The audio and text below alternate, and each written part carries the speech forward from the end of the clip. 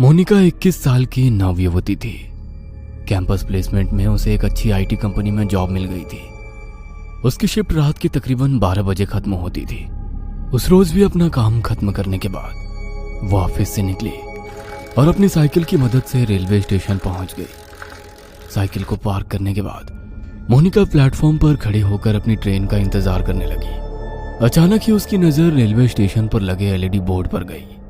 रोज की तरह उसमें आने वाली ट्रेन का नाम और शेड्यूल आज दिखाई नहीं दे रहा था। डिस्प्ले बोर्ड की एलईडी बाहर बाहर जल बुझ रही थी।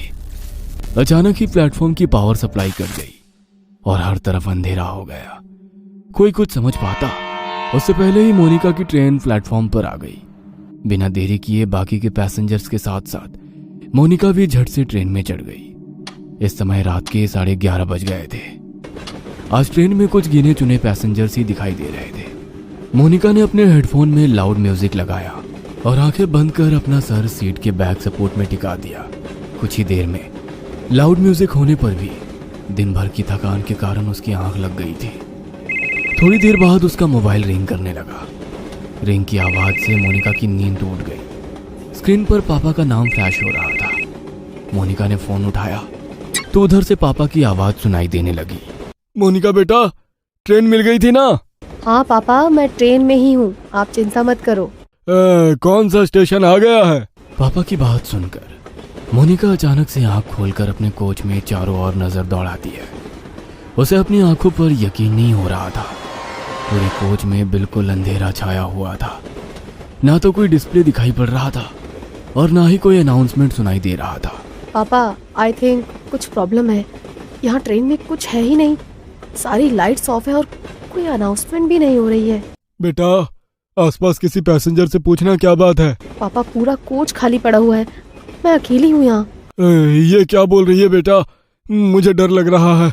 देख, ट्रेन जैसे ही अगले स्टेशन पर रुकेगी तू वहाँ पर उतर जाना, मैं तुम्हें लेने आ जाऊंगा। ठीक है पापा। मोनिका अब ट्रेन के अगले स्टेशन पर रुकने का इंतजार कर रही थी।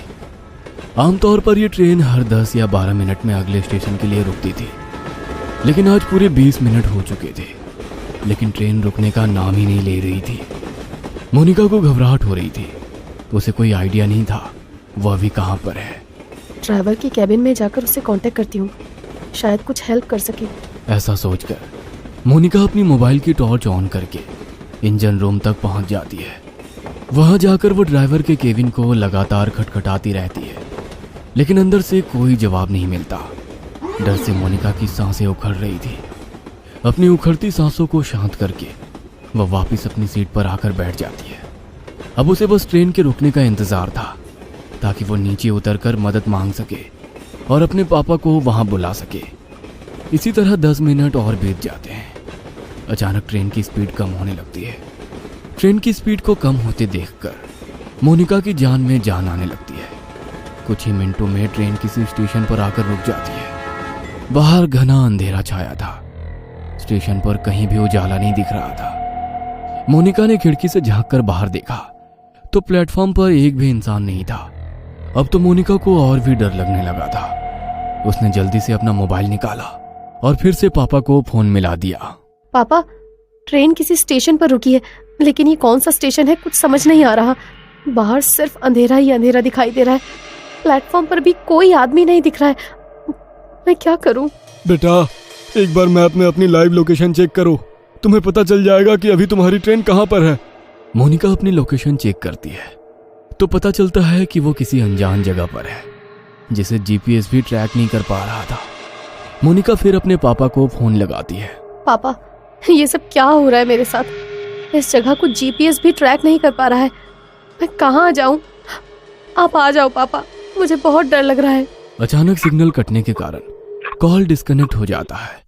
मोनिका स्टेशन पर घूमकर बाहर निकलने का रास्ता ढूंढने लगती है। तभी उसे वहां पर एक बड़ा सा बोर्ड लगा हुआ दिखाई देता है। इस पर जरूर स्टेशन का नाम लिखा होगा। टॉर्च जलाकर देखती हूँ। जैसे ही वो टॉर्च की रोशनी में बोर्ड की ओर देखती है, उसके शरीर में कपकपी सी होने लगती है। वह बोर्ड पूरी तरह से खून से लथपथ था और उस पर से अभी भी खून की बूंदें टपक रही थी। मोनिका घबराकर वहां से भागकर वापस अपनी ट्रेन की ओर आने लगती है कि तभी उसका फोन बजने लगता है। डरो नहीं बेटा, हिम्मत से काम लो। तुम्हारी ट्रेन जिस ट्रैक से आई है उसी ट्रैक पर वापस चलो। देखो आसपास कुछ तो होगा, कोई चर्च, कोई बिल्डिंग, कुछ न कुछ जरूर होगा। तुम कोशिश करो, जैसे ही तुम्हें कुछ भी दिखाई दे तुरंत मुझे बताना। मैं भी पुलिस से मदद मांगने की कोशिश कर रहा हूँ। आंसू पोंछकर मोनिका पापा के कहे अनुसार अपोजिट डायरेक्शन में भागने लगती है। ट्रैक पर हर तरफ अंधेरा ही अंधेरा छाया हुआ था। भागते हुए मोनिका को अपने पीछे कई सारे कदमों की आवाजें सुनाई दे रही थी। ऐसा लग रहा था कई सारे लोग उसके पीछे पीछे दौड़ रहे हो। मोनिका घबराकर अपने पीछे की ओर देखती है, लेकिन पीछे सन्नाटे के सिवा कुछ भी नहीं था। मोनिका पूरी ताकत लगाकर दौड़ती ही जा रही थी। अचानक ही उसके कानों में किसी की आवाज सुनाई देती है। ऐसा लग रहा था कोई गुस्से में उसका नाम पुकार रहा हो। मोनिका अब इतना ज्यादा डर चुकी थी कि उसके अंदर पीछे मुड़ने की हिम्मत भी नहीं बची थी। हाथ में मोबाइल पकड़े वह फ्लैश लाइट की रोशनी में दौड़ती चली जा रही थी। अचानक ही उसके दौड़ते कदम ठिठक कर रह गए। उसने देखा कि सामने पोल पर एक औरत उल्टी लटकी हुई थी। उसके बाल हवा में लहरा रहे थे और वो खतरनाक चेहरे के साथ जोर जोर से हंस रही थी। मोनिका का हलक डर से सूख रहा था। अब उसमें और आगे जाने की हिम्मत नहीं बाकी थी, इसलिए वो वापस स्टेशन की तरफ जाने के लिए मुड़ जाती है।